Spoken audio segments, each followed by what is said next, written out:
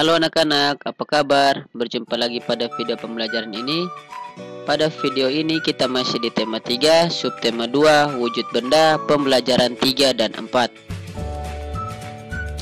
Salah satu wujud benda antara lain padat. Banyak contoh benda padat di sekitarmu. Batu, pensil, dan kursi merupakan contoh kecil benda padat. Sifat benda padat, bentuk dan ukurannya selalu tetap. Seperti benda padat, benda cair juga banyak di sekitar kita.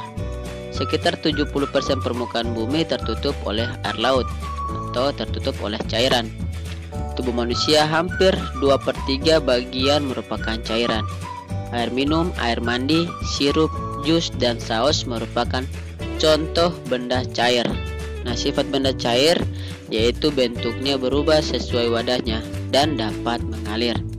Nah, agar anak-anak dapat lebih paham tentang penjelasan ini, anak-anak bisa melakukan percobaan berikut di rumah masing-masing, yaitu dengan nama percobaan mengetahui sifat benda padat.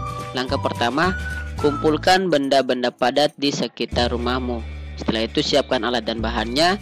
Yang pertama ember, yang kedua gelas, yang ketiga kantong plastik. Langkah-langkah percobaannya, yang pertama masukkan benda yang kamu kumpulkan ke dalam ember, kemudian ke dalam gelas, dan yang terakhir ke dalam kantong plastik. Setelah itu anak-anak amati. Nah, hasil pengamatannya anak-anak tulis ke dalam tabel di bawah ini. Nah, lihat contoh seperti nomor 1. Contohnya nama benda, bentuknya berubah sesuai tempat jika tidak diberikan tanda X. Yang berikut, bentuknya tetap walaupun tempatnya berubah.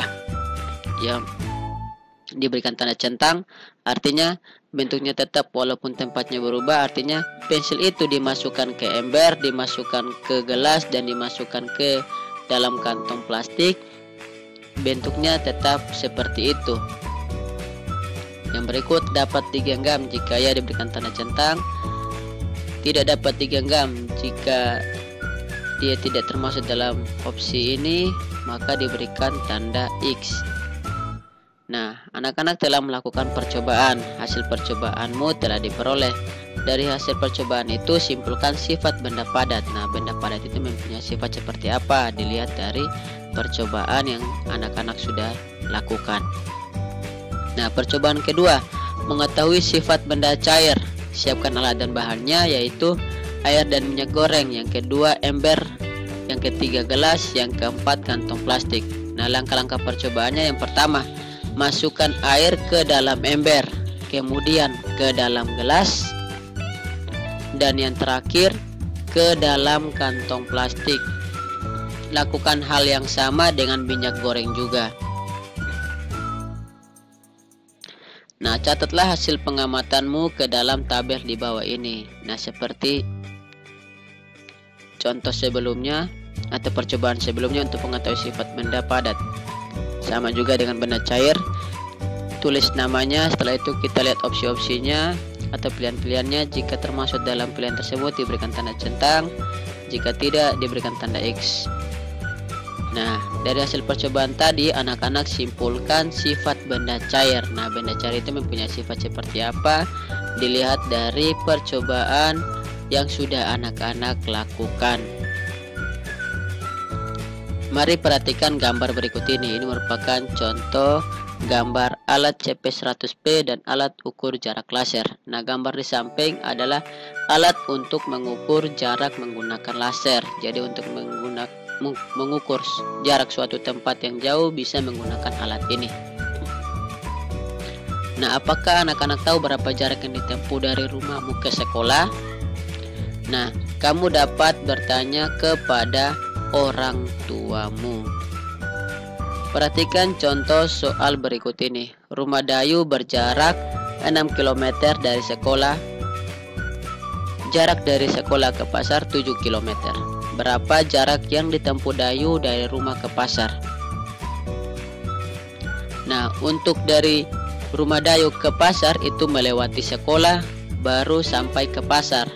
Jadi kita jumlahkan dulu antara jarak rumah ke sekolah yang 6 km ditambah jarak sekolah ke pasar yaitu 7 km. Nah, 6 ditambah 7 sama dengan 13 km. Udin dan Beni akan berlomba lari. Jarak yang akan ditempuh 350 meter. Lomba pun segera dimulai. Saat Udin telah sampai ke garis akhir, Beni baru menempuh 200 meter. Berapa meter sisa jarak yang harus ditempuh Beni sampai ke garis finish? Nah, jarak lomba lari yang dilakukan Udin dan Beni yaitu jaraknya untuk sampai ke garis finish yaitu 350 meter. Udin telah sampai ke garis finish atau garis akhir. Artinya Udin sudah berlari dengan jarak 350 meter. Sedangkan Beni baru 200 meter. Nah, untuk kita bisa mengetahui berapa sisa jarak yang harus ditempuh Beni sampai ke garis akhir, yaitu kita kurangi jarak keseluruhan atau jarak yang harus ditempuh untuk sampai ke garis finish yaitu 350 meter dikurangi dengan jarak yang baru ditempuh Beni yaitu 200 meter. Nah, 350 dikurangi 200 sama dengan 150 meter. Jadi sisa jarak yang harus ditempuh Beni untuk sampai ke garis akhir yaitu 150 meter. Lani dan keluarganya pergi ke Bandung naik bus. Jarak Jakarta ke Bandung 130 km. Bus telah menempuh jarak dari Jakarta ke Bandung sejauh 50 meter. Berapa kilometer sisa jarak yang harus ditempuh bus tersebut? Nah, di sini bus tersebut akan pergi dari Jakarta ke Bandung. Nah, dengan akan menempuh jarak yaitu 130 km. Nah, bus tersebut baru menempuh jarak dari Jakarta ke Bandung 50 meter. Nah, kita bisa mengerjakannya dengan contoh seperti berikut ini, yaitu kita kurangi antara jarak Jakarta ke Bandung yaitu 130 km dikurangi jarak yang baru ditempuh bus tersebut yaitu 50.000 meter. Nah, di sini berapa kilometer sisa jarak yang harus ditempuh bus tersebut sehingga sama dengan titik-titik kilometer. Nah, di sini kita ubah yang satuannya belum kilometer dulu. Jadi jika satuannya belum sama belum bisa kita kurangi. Jadi kita ubah dulu yang satuannya belum kilometer. Di sini yang satuannya belum kilometer yaitu 50.000. Nah, 50.000 meter itu sama dengan berapa kilometer? Nah, untuk meter ke kilometer dia menaiki 3 anak tangga sehingga dia dibagi dengan 1000. Nah, untuk membagi dengan angka 0 pada bilangan yang mempunyai angka 0 seperti ini sudah Pak jelaskan pada video pembelajaran sebelumnya, yaitu kita tinggal mencoret saja angka 0 pada kedua bilangan tersebut dengan jumlah yang sama banyak. Contohnya di 50.000 dan 1000 kita coret 1 0. Berikut lagi kita coret lagi tambah 1 0.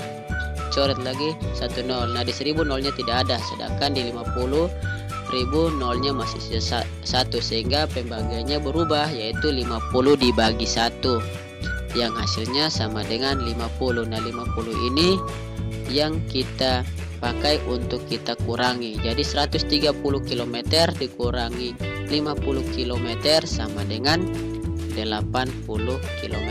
Jadi sisa jarak yang harus ditempuh bus tersebut untuk sampai ke Bandung yaitu 50 km. 80 km. Lani dan keluarganya pergi ke Bandung naik bus. Jarak Jakarta ke Bandung 100 km. Bus telah menempuh jarak dari Jakarta ke Bandung sejauh 30.000 meter. Berapa kilometer sisa jarak yang harus ditempuh bus tersebut? Nah, ini anak-anak bisa mengerjakan contoh berikut ini di rumah masing-masing. Warga kampung tempat Siti tinggal sedang gotong royong. Mereka sedang menyiapkan lahan untuk bermain anak-anak. Setiap warga membantu dengan caranya masing-masing. Bapak-bapak membantu membersihkan lahan, ada yang membantu tenaga, ada yang membantu menyediakan bahan-bahan yang diperlukan seperti pasir, semen, cat, dan lainnya. Ibu-ibu dan anak-anak juga tidak mau kalah. Ibu-ibu menyiapkan minuman dan makanan kecil, anak-anak membantu membawakan makanan dan minuman. Lahan tempat bermain dapat diselesaikan dengan cepat. Anak-anak bergembira karena anak-anak dapat bermain di lapangan. Nah, dari cerita tersebut, anak-anak dapat mengerjakan soal berikut ini. Yang pertama, apa yang menyebabkan pekerjaan itu cepat selesai? Yang kedua, tuliskan contoh kegiatan gotong royong di lingkungan tempat tinggalmu dan di dalam rumahmu. Terima kasih, semoga video ini dapat bermanfaat bagi anak-anak.